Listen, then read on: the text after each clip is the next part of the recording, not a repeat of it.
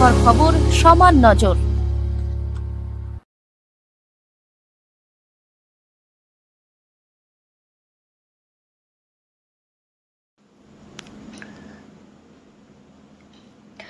চার মাস হয়ে গেল, এখনো মামলার সাক্ষ্য গ্রহণ শেষ হলো না। কবে হবে বিচার চেয়ে আদালতের সামনে বিক্ষোভ উগরে দিলেন কানাইপুরের প্রতিবন্ধী নাবালিকার পরিবার। গত মে মাসে কোন্নগর কানাইপুরের এক নাবালিকা প্রতিবন্ধীকে বাড়ি থেকে তুলে নিয়ে গিয়ে ধর্ষণ করে খুন করা হয় বাঁশবাগানে। এলাকার যুবককে গ্রেপ্তার করে পুলিশ।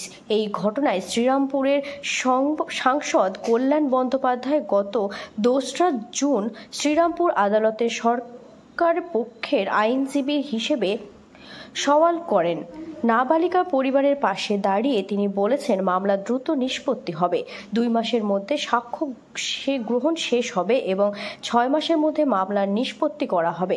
আদালতে সরকারের পক্ষ থেকে অভিযুক্ত সর্বোচ্চ শাস্তির ফাঁসির আবেদন জানানো হবে।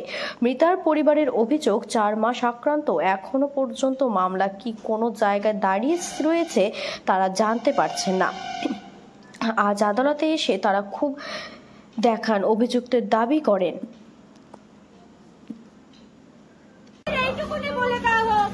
কতদিন এইভাবে ঘুরে বেড়াবো, কতদিন এইভাবে আমরা ছুটে বেড়াবো? আমাদের একটা ন্যায্য বিচার দিন।